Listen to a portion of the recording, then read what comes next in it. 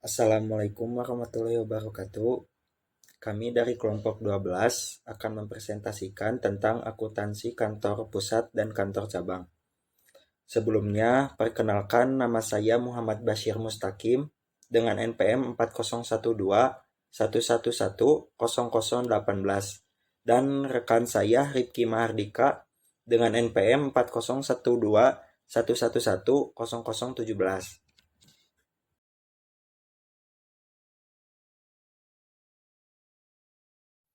Pengertian laporan keuangan menurut IAI dalam standar akuntansi keuangan dikemukakan bahwa laporan keuangan merupakan bagian dari proses pelaporan keuangan, dan laporan keuangan adalah suatu penyajian terstruktur dari posisi keuangan dan kinerja keuangan suatu entitas.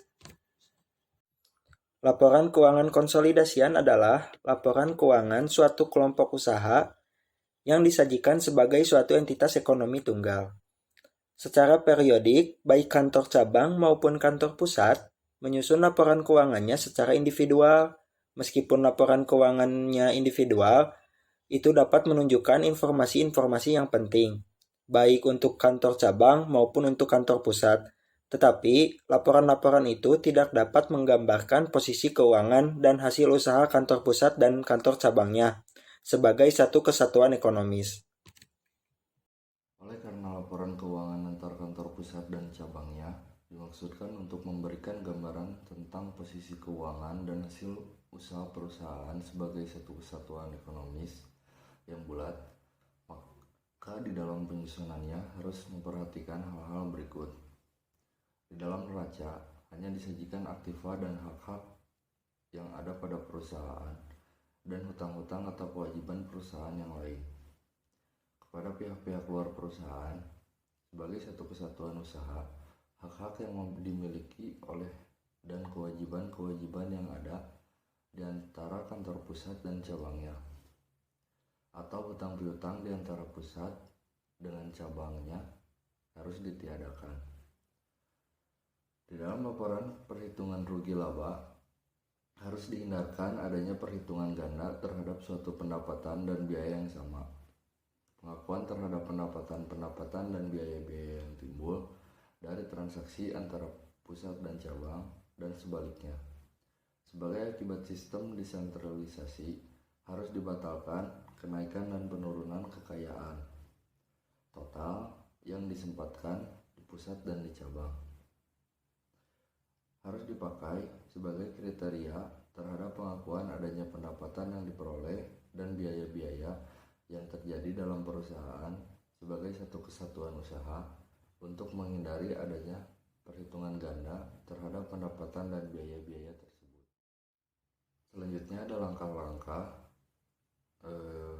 penyusunan neraca gabungan. Yang pertama, menghapuskan saldo rekening kantor pusat dengan kantor cabang dan saldo rekening hutang dengan piutang usaha antara kantor pusat dan cabang yang ada di dalam neraca individual kantor pusat maupun cabang. Yang kedua, menjumlahkan saldo rekening aktiva dan rekening-rekening hutang yang terdapat dalam neraca individual kantor pusat dan cabangnya.